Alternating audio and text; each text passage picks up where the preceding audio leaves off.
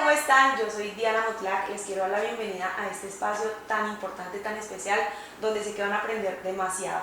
Les cuento que hoy estoy con el doctor Medardo Rosales, es un pediatra neonatólogo, tiene máster en nutrición, ha escrito 6 libros, aquí les chicaneo el mío, y también es profesor nacional e internacional de medicina integrativa. El doctor es experto en alergias y hoy estamos aquí para resolver todas las dudas de mamás a mamás, mejor dicho, para resolver nuestras dudas sobre las alergias de nuestros niños y sobre todo cuando estamos en esta etapa embarazadas, que tenemos tantas dudas, que nos da tanto temor la alimentación, que queremos evitarle a nuestros niños alergias, enfermedades, infecciones respiratorias. Entonces hoy vamos a solucionar todas esas dudas con el doctor. Doctor, gracias por este espacio, gracias por compartir todo su conocimiento con nosotras, así que bienvenido.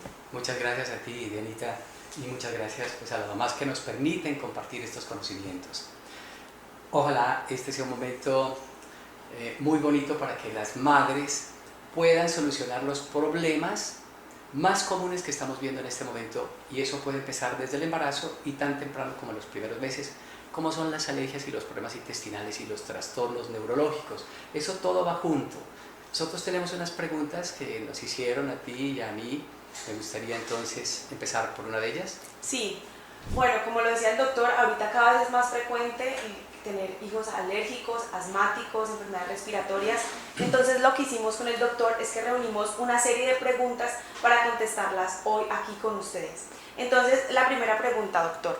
A mi primer hijo, no lo pude alimentar con leche materna en los primeros días y se puso amarillo.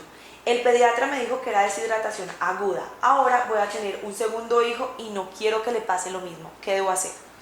Se supone que fisiológicamente todas las mujeres después del parto están preparadas desde todo punto de vista metabólico, hormonal, para producir la leche necesaria que el bebé necesita.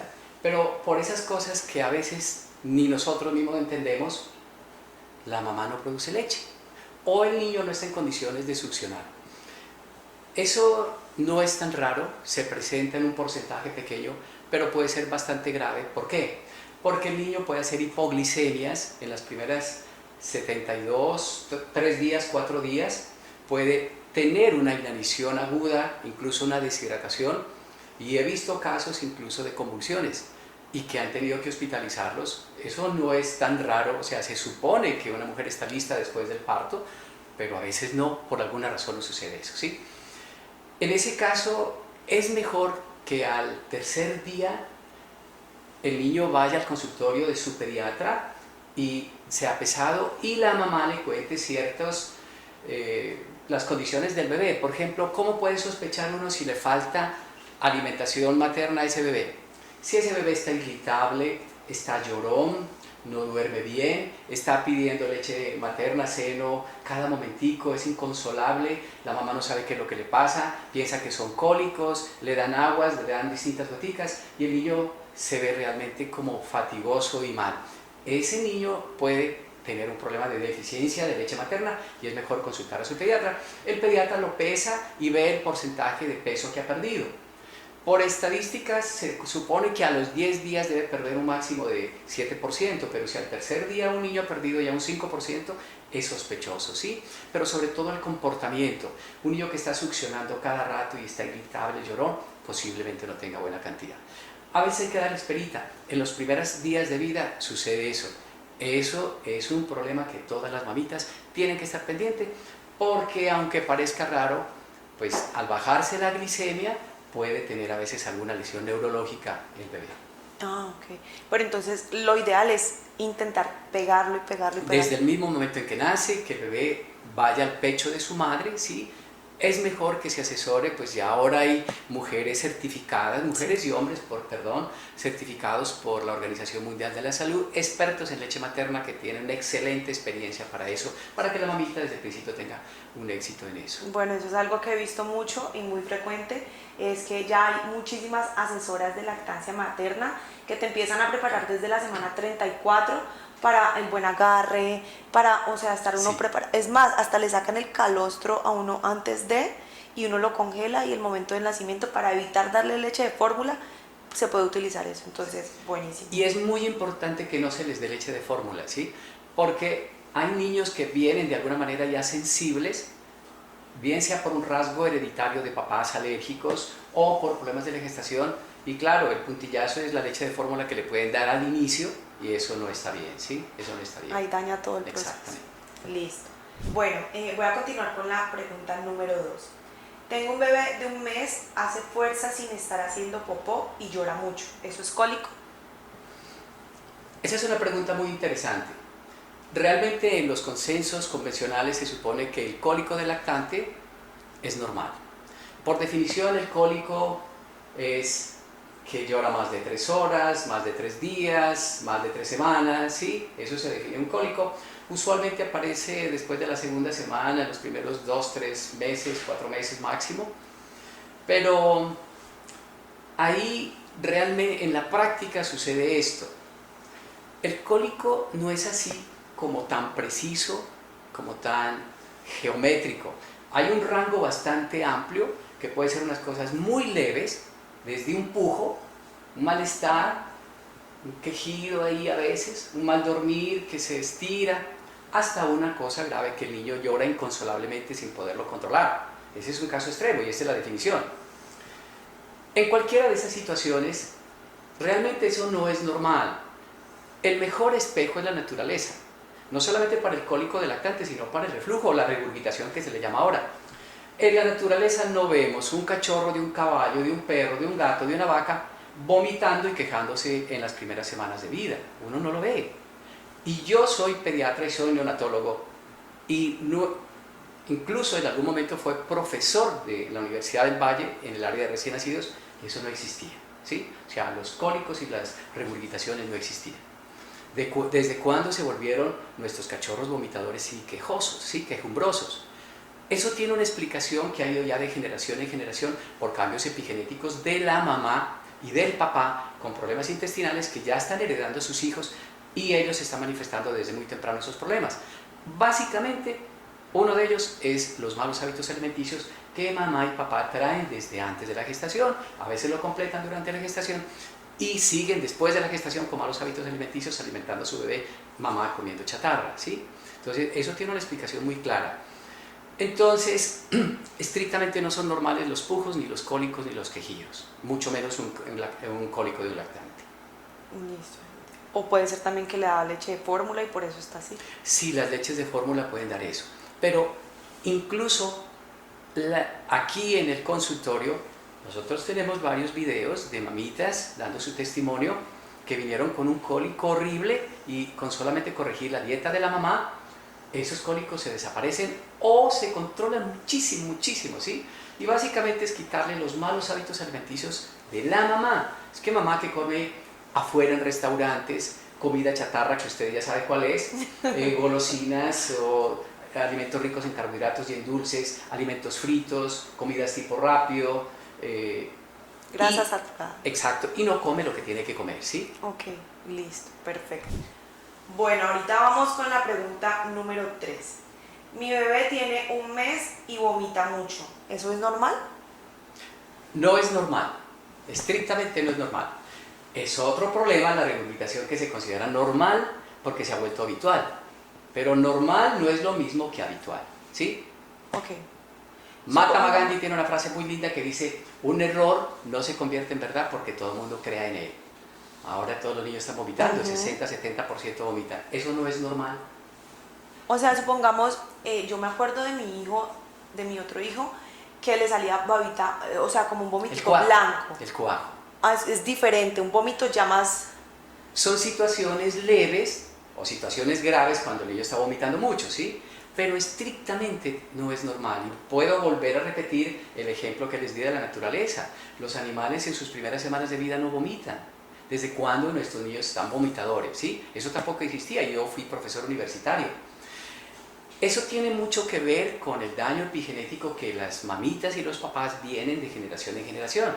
Y básicamente por los malos hábitos alimenticios. Con mucha frecuencia, cuando el niño tiene reflujo o regurgitación, que se le llama ahora, papá o mamá tiene reflujo, o los abuelos, o hay estreñimientos de por medio, ¿sí? Estrictamente una persona estreñida, sobre todo las mamás, en el fondo tiene algo de reflujo, aunque no se haya manifestado todavía, ya epigenéticamente está allí, ¿sí ven? Entonces eso lo estamos pasando ya a nuestros hijos. Pero podemos darles buenas noticias de que es algo que se pueda cambiar. Sí, por supuesto, y una de esas es la alimentación de la mamá, desde antes, durante y si no lo ha hecho, pues al menos desde que nació el bebé, con leche materna, pero con una buena alimentación para la mamá. Es la clave. Esa es la clave. Listo. Bueno, ahorita vamos con la pregunta número 4. Doctor, ¿es normal que sea tan constante el reflujo y los cólicos? Realmente no son normales. Yo ya había dado la respuesta, pero puntualmente, si hacemos un seguimiento a estos niños que han tenido regurgitación y cólico, un alto porcentaje de ellos son alérgicos y tienen problemas intestinales. Lo más común ahora en medicina que se le llama son trastornos gastrointestinales funcionales, que pueden ser el intestino irritable, el estreñimiento, el reflujo puede seguir de manera indefinida y con mucha frecuencia ellos son alérgicos y a veces tienen otras comorbilidades más importantes. Por ejemplo, coinciden esas alergias y esos problemas intestinales con hiperactividad y con trastornos neurológicos. Entonces, eso no es normal, ¿sí? No lo podemos decir normal. Pero además, estos niños suelen seguir con síntomas de mala digestión, que el pediatra tiene que estar en la obligación de detectar esos síntomas de mala digestión, pero como a veces no son enfermedades en el marco clínico convencional, entonces dejamos pasar un mal aliento, la fetidez de la materia fecal, la flatulencia, la distensión abdominal, el hipo recurrente, los eructos, la inapetencia. Ahora se habla de los niños picosos, casi 40% de los niños son picosos en el sentido de que no comen. Vaya a ver y verá que muchos de ellos tienen ese antecedente, ¿sí? Entonces, eso no es normal. Alimentos sin digerir en la materia fecal con mucha frecuencia, aunque se considera, entre comillas, normal a veces. ¿Cómo es posible que un niño a los 3 meses esté haciendo 4, 5, 6, 7 deposiciones líquidas con un poco de moco? Bueno, eso viene desde atrás, pero como no hace ninguna enfermedad, entonces no se le llama la atención. Pero eso no es normal si uno hace un seguimiento estricto. O sea que un niño con cólico y con reflujo tiene que seguir de manera estrecha en una vigilancia, pues desde el punto de vista clínico, de la mano con su pediatra. Perfecto, doctor. ¿Por qué es tan frecuente que los niños salgan alérgicos a la proteína de la leche de vaca? Estas preguntas me han parecido muy interesantes porque estamos viendo eso todos los días, ¿sí? Eso no existía hasta hace unas 2 generaciones y ahora un alto porcentaje de los niños están haciendo alergias a las proteínas de la leche de vaca. Eso tiene una explicación que puede venir desde antes de la gestación y durante la gestación, pero básicamente es como el clímax de la mamá, el clímax metabólico e inmunológico que de alguna manera condiciona al bebé a esas circunstancias. Y ella misma viene con ciertas alteraciones. Con mucha frecuencia la mamá ha tenido problemas intestinales ya, hay intolerancias alimentarias que han pasado desapercibidas simplemente porque se acostumbró y se volvió paisaje, ¿sí? Pero vienen estreñidas con síndrome de intestino irritable, con gastritis, con reflujo, con flatulencias y después de que nace siguen así. Esa es una información dañina que pasa del intestino al bebé cuando nace, se llama efecto Homing. Toda la información del intestino pasa a través de la leche materna al bebé.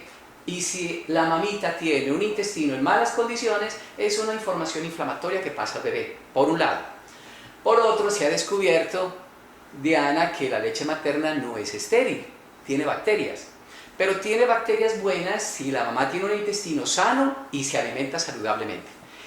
Entonces tendría lactobacilos y bifidobacterias, pero si no está así, si tiene un intestino con problemas clínicos y además no se alimenta bien, pues por allí le salen unos bichos que se llaman enteropatógenos, además de los buenos, pero los malos en mayor cantidad.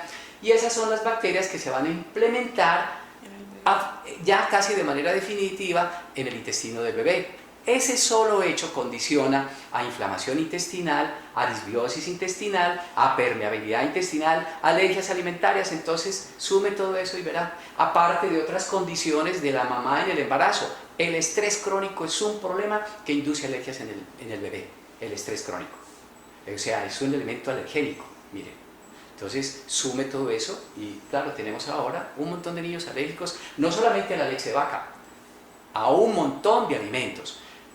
Alergia a las proteínas de la leche de vaca, que son en las primeras semanas o meses de vida, no diagnosticado, no tenido en cuenta esos síntomas de mala digestión, a futuro serán múltiples alergias alimentarias.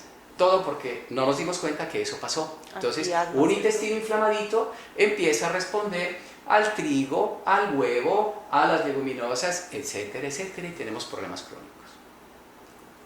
O sea, en conclusión, no normalicen tener estreñimiento, colon irritable, gastritis. Bueno, voy a continuar con la pregunta número 6. ¿Cómo evitar que mi hijo nazca alérgico si tiene antecedentes? Por ejemplo, mi esposo es asmático. Esta pregunta la hice yo. Qué bueno, qué interesante. Doctor, mi hijo, bueno, les voy a contar un poquito. Yo tengo un niño de 7 años, es alérgico desde chiquitico, o sea, desde el año yo estuve con él en urgencias, asma, crisis, inhaladores, al año y medio lo operaron de adenoides y cornetes, o sea, era bebecito, pero era tantas las alergias que tenía, y yo siempre decía, es herencia, es genético, mi esposo fue asmático, entonces él también, entonces todo y así he crecido a lo largo de sus 7 añitos, y cada vez es más recurrente sus alergias, ya le sudan las manos, chorrea moquitos, es horrible. Entonces yo le pregunto, doctor, yo ahorita estoy embarazada, tengo 24 semanas y yo no quiero que este bebé vaya a ser igual de alérgico, o sea, me gustaría poder cambiar eso.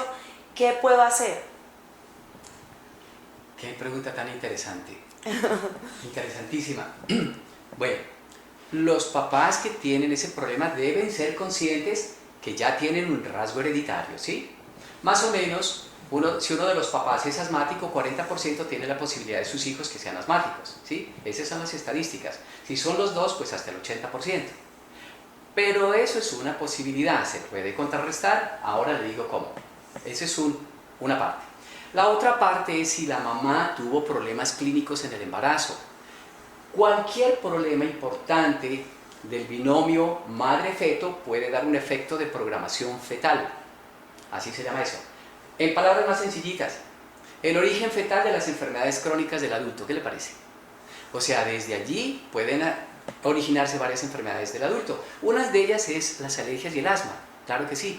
Entonces, si mamita está obesa, diabetes gestacional, estrés crónico, bien sea físico o emocional, exceso de trabajo, una ejecutiva de alto rendimiento, por ejemplo, sedentaria y estresada al final de durante toda la gestación, pues eso es un estrés crónico. Ansiedad crónica, depresión crónica, infecciones importantes, el COVID, o sea, cualquier problema clínico importante de la gestación puede repercutir en la salud de ese bebé a corto, mediano y largo plazo. El asma es una de ellas, ¿sí? Entonces, si ha pasado estos dos problemas, rasgo hereditario, efecto de programación fetal, ¿qué tienen que hacer los papás que tengan estas circunstancias? Y eso sí es claro y es importante, porque ese rasgo epigenético, en mi opinión, se puede revertir en el 100%. ¿Qué hay que hacer? Evitar el esposoma. ¿Qué es esa palabra tan rara, exposoma? El esposoma es el conjunto de factores ambientales productores de enfermedad. Cada ser humano tiene su propio esposoma de acuerdo a la edad, al tipo de trabajo, a su estilo de vida, en fin. Por ejemplo, yo en el consultorio estoy expuesto a muchas infecciones, ese es mi esposoma, ¿sí? Entonces cada persona tiene eso. En la primera infancia tenemos la oportunidad de revertir ese mensaje epigenético y el efecto de programación fetal, evitando el esposoma. ¿Cuál es el esposoma? El esposoma en la primera infancia, mire, para el asma, ni siquiera la contaminación ambiental, no son los ácaros, no es el polvo casero, no, con él hemos vivido por miles o millones de años. Todavía se puede vivir en este planeta y respirar más o menos bien, ¿sí? No es por ahí. La enfermedad tiene una evolución no lineal y empieza en el intestino.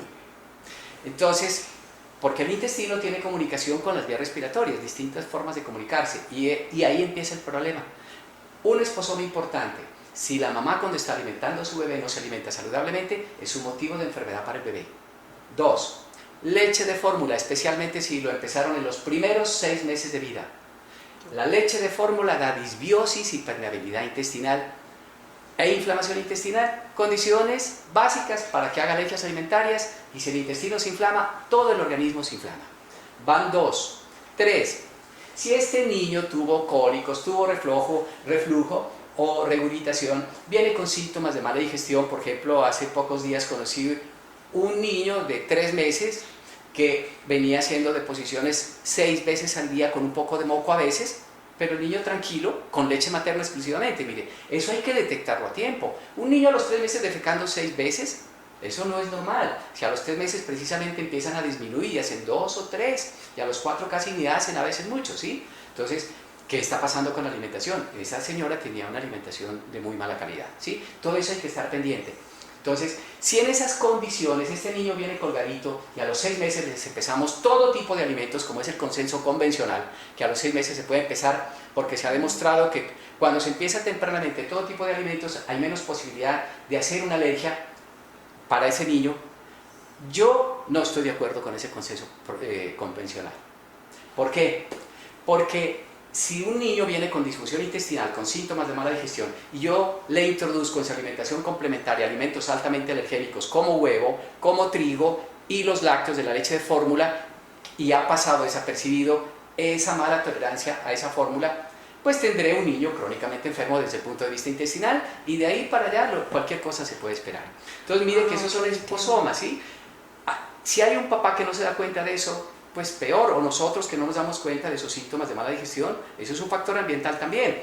Si de ahí en adelante, como el intestino maneja el 80% del sistema inmune y es quien nos da la inmunidad innata a las bacterias del intestino, pero en esas condiciones si hay disbiosis y lo meten a jardín, hay infecciones respiratorias recurrentes y ahí va agravando. Y las infecciones son el detonante número 1 de las cosas de asma, de broncoespasmos. Y de ahí vienen antibióticos. Miren cómo vamos agravando la situación clínica de ese niño. Y otros medicamentos. Y si ya llega el año y del año en adelante ese niño tiene malos hábitos alimenticios, tenemos un esposoma demasiado agresivo para un niño que despierte su rasgo hereditario, el efecto de programación fetal, incluso sin siquiera tener estos 2 problemas previos. La primera infancia se ha convertido en cuna de enfermedades, o sea que estamos viendo nosotros también un efecto de programación desde la primera infancia. Los malos hábitos alimenticios del año en adelante es otro factor del esposoma, tenemos niños crónicamente enfermos.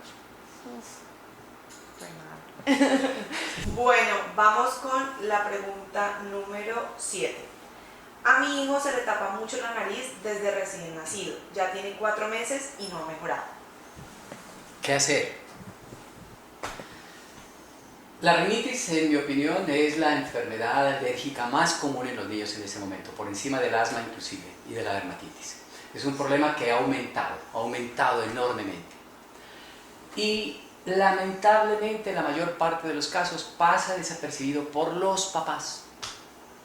Porque como el niño no se queja, ni le duele, entonces una rinitis puede pasar perfectamente desapercibida. Pero cuando ya lo traen, acá estamos viendo narices atrofiadas, pequeñitas, respingadas, con fosas nasales estrechas, porque viene desde bebé a veces, o a veces en el primero, en el segundo o tercer año, ¿sí? La mayor parte nacen por ahí esas rinitis, pero estamos viendo rinitis desde el mismo periodo neonatal. Detrás de una rinitis, que en ese momento no son alérgicas, son rinitis, yo les llamo rinitis congestivas, o inflamatorias, como quiera que sea, pero no son rinitis alérgicas. Casi siempre es un reflujo oculto ahí. Y el niño va avanzando, aunque sea con leche materna, ellos siguen con su reflujo oculto y su naricita tapada, hasta que a los 2 años ya uno ve una nariz pequeñita. Y claro, una mucosa crónicamente inflamada en algún momento se vuelve alérgica, porque se vuelve permeable, ¿sí? Y esa inflamación facilita la respuesta alérgica a los ácaros, al polen, a los pelos de gato, a lo que quiera. O sea que la mayor parte realmente no son rinitis alérgicas, son rinitis inflamatorias o congestivas. Luego a ese niño en esas condiciones lo meten al jardín, entonces con esto inflamado, las infecciones le inflaman la adenoides, además de la alergia y el reflujo. Ese niño no sale de una infección, entra en otra infecciones respiratorias recurrentes, termina con una hipertrofia de adenoides grandotota, atrofiando más las vías respiratorias Y si eso no se detecta oportunamente, ese niño pasa de la primera infancia con rinitis y un tratamiento tardío del adenoides y del reflujo, hacen disfunción nasofaringea. ¿Qué es eso? Muchos niños en su segunda infancia, adolescentes o adulto joven, tienen disfunción nasofaringea. ¿En qué consiste eso?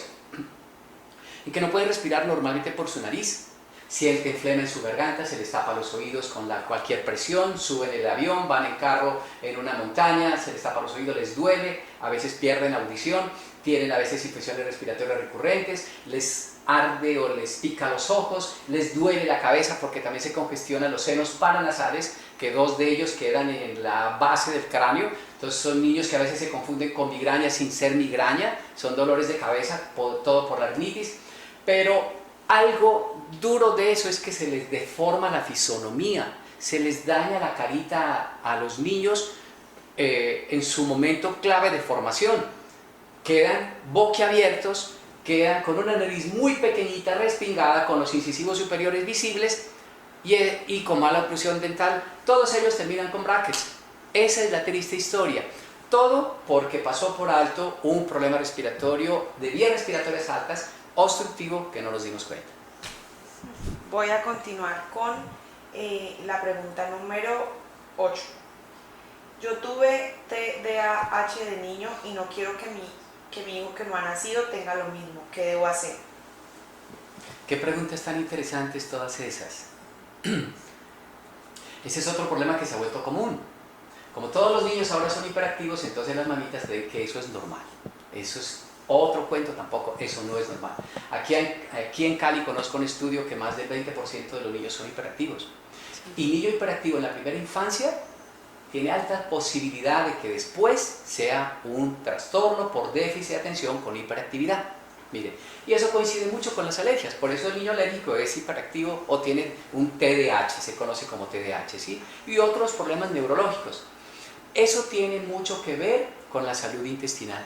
En un tiempo de máximo desarrollo cerebral. Es que en la primera infancia se desarrolla el 90% de la masa cerebral y el cerebro es altamente sensible a la toxicidad de un intestino. O sea, un niño inflamadito recibe esa información allá en el cerebro y empieza a hacer daños neurológicos tanto en los circuitos emocionales como en los circuitos neurológicos propiamente. Por eso ellos pueden tener trastornos de conducta, de emocionalidad, ansiedad, depresión, pero también trastornos propiamente neurológicos como de aprendizaje, de lenguaje, coordinación fina, motora, eventualmente un espectro autista, mire.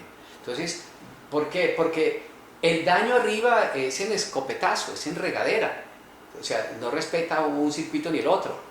Y eso tiene que ver lógicamente por un esposoma agresivo, pero por supuesto con el rasgo hereditario de papá, mamá, que fue hiperactivo, eso tiene un fuerte rasgo hereditario, y por el efecto de programación fetal, por algún problema químico de la mamá o del feto, cualquier estrés fetal puede producir también eso, un problema de TDAH.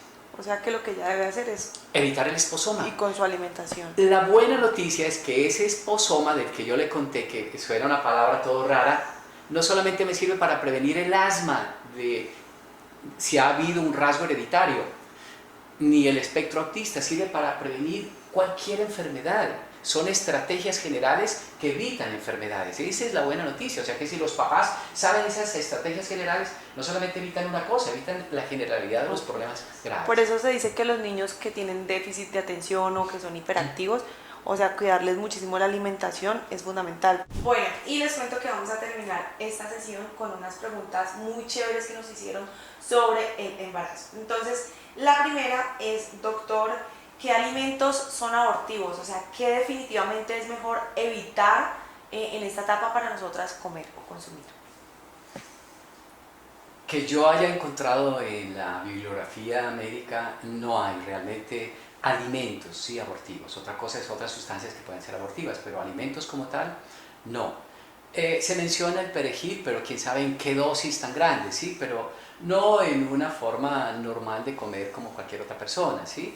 Estrictamente no los hay, ni siquiera, pues a veces dicen el apio. No, no se ha demostrado que sean abortivos. Ah, perfecto. Se los comento porque yo preparo todos los días mi juguito verde, me gusta mucho. Y yo, pues, a mí no me gusta el apio, lo odio, pero empecé, pues yo dije, bueno, hay que darle a mi bebé de todo, entonces yo le agrego apio, le agrego espinaca, le agrego de todo. Y me empezaron a llegar un montón de mensajes, no comas apio, es abortivo, no le agregues perejil, es abortivo. Y yo, Dios mío, ¿qué es todo esto? Pero entonces lo que explica el doctor es que obviamente si te vas a hacer una infusión, una bebida de apio o perejil, ahí ya es diferente la cosa, pero comerse una porción pequeña, pues no pasa nada. Ok. Doctor, otra pregunta que me parece muy importante es que se le atribuye al maní ser muy alergénico. Entonces, ¿es mejor evitar el maní en el embarazo? No, si la madre evita en el embarazo algunos alimentos, tiene más posibilidad de que su bebé tenga alergia a esos alimentos que ella evitó. O sea, no se puede evitar ningún alimento como tal, ¿sí? Por ejemplo, los lácteos, ella debe comer lácteos. El maní debe comer maní. Todos los alimentos, los mariscos, no. Por el contrario, se protege al bebé si la mamá come esos alimentos. Perfecto. ¿El pescado crudo? No, el pescado crudo, los mariscos, las cosas que lleven cosas de mar, no se debe comer por la posibilidad de infección en la mamá, ¿no? En esas circunstancias es mejor evitar eso. Listo. Doctor, ahorita que tú mencionaste los lácteos, que se deben consumir lácteos, supongamos si una mamá es intolerante a los lácteos, ahí ¿cómo podría hacerlo? O sea, ¿de qué tipo podría consumir? A ver, son dos cosas distintas. Una es la intolerancia, que es más bien un problema enzimático a la alergia como tal a las proteínas de la leche. Si la madre no es alérgica, ella puede consumir queso, por ejemplo. Okay. El queso no tiene lactosa, que la lactosa sí da problemas de intolerancia, ¿sí? Perfectamente puede comer queso. Yo como queso y en muy buena cantidad y es un alimento excelente. En términos de nutrientes, pues el queso, un poco más de una onza es casi un vaso de leche. En calcio, en vitaminas. Doctor, yo quiero agregar aquí una pregunta, pues aprovechando que mi contenido en su mayoría es fitness. Las mujeres en embarazo, por ejemplo, tomar proteínas, aminoácidos y todos estos productos que venden, que creatina, ¿eso es mejor evitarlo en el embarazo? Sí, es mejor evitar porque puede caer en un exceso de proteína y eso no es tan sano, ¿sí? O sea, ya sabemos más o menos el rango de proteína que debe comer una mamita en embarazo y puede excederse con ese consumo de guisado de proteína o de aminoácidos. No es sano eso. Todo lo que no es natural es imperfecto. Nada más natural que la comida normal. Sí, y es Esa es una frase de procesado al fin y Napoleón. al cabo. Sí, es procesado al fin y al cabo. Sí, la verdad, yo también prefiero como en esta etapa evitar todo tipo ni proteínas ni nada de eso. Yo, la verdad, como cuando empecé el embarazo, vomité tanto y no toleraba ningún alimento. Muchas mamitas me empezaron a escribir, Diana, tomaba batido de proteína, eso te ayuda, batido de proteína. Pero yo decía, pero procesado, químico, yo decía, no. Tal vez al principio en una hiperemesis gravídica es posible que se le sostenga la parte nutricional en esas condiciones, ¿sí? Pero de ahí en adelante, por el deporte que haga la madre, que vaya a tomar una proteína como un suplemento adicional, no es tan sano. Las proteínas de suero tienen efectos metabólicos también, ¿no? Entonces eso no es tan bueno. Bueno, para tener en cuenta. Listo. Y doctor, por la última pregunta, es que generalmente en el embarazo nos da alergia. Nunca he sido alérgica, nunca me ha pasado nada, pero ahorita me están saliendo moquitos, tengo húmeda la nariz o se me inflama muchísimo la nariz. ¿Es normal? ¿Por qué pasa? Bueno, pues yo estoy impresionado por esas tantas preguntas que me parecen muy, muy interesantes y de mucha utilidad para una mamita en estas circunstancias. Muchas alergias mejoran en el embarazo, otras siguen lo mismo y otras empeoran, ¿sí? Las que empeoran son las mamitas que no se están alimentando bien, entraron sin ninguna preparación, están obesas, con un intestino como en malas condiciones y con mucha frecuencia, por ejemplo, lo de la rinitis, ellas mismas ya han venido con rinitis previamente o tienen cierta disfunción nasofaríngea, con una nariz que se les congestiona, claro, y en el embarazo hay unos efectos hormonales, inmunológicos que pueden inflamar o hinchar un poquito la mucosa nasal, por sí sola la gestación. Si a eso agregamos que ese intestino de ella no está bien y que hay un efecto inflamatorio de esa madre, pues termina inflamándose más. Sobre todo si hay previamente cierta disfunción nasofaríngea, como algo de hipertrofia de mucosas o de cornetes, claro, el embarazo en una situación corporal en mal estado hace esas alergias, incluso no solamente rinitis, sino asma u otras cosas. Ah, ok, doctor. Pero eso es netamente alimentación. Sí, fundamentalmente. Fundamentalmente, porque dicen, pues, de pronto tomar loratadina o cosas así. Medicamentos en el embarazo no es como bien. No. Listo. Bueno, yo creo que, mejor dicho, hoy salimos aprendiendo de todo, salimos con demasiada información súper importante. Espero que les haya gustado, doctor, eternamente agradecida por este espacio.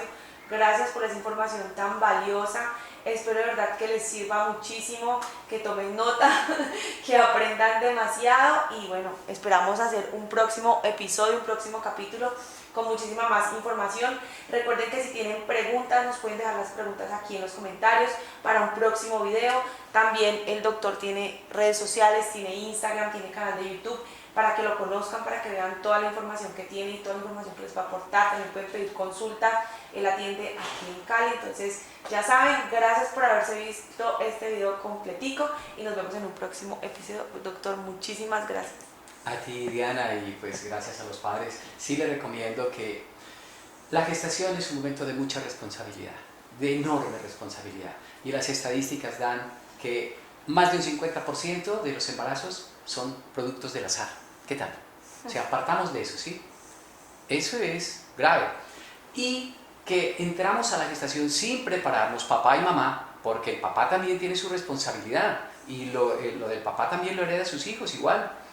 Y en la gestación hacemos lo que no debemos hacer, pues tenemos a unos niños que vienen ya con un potencial vital reducido. Estamos viendo niños que se están enfermando de distintas situaciones tan temprano como en los primeros meses y años de vida. Sí, sí. Entonces, mucha responsabilidad y gracias, padres, por esta oportunidad de darnos para dar a conocer estos conocimientos. Muchas gracias. Gracias, doctor. Chao, que esté muy bien.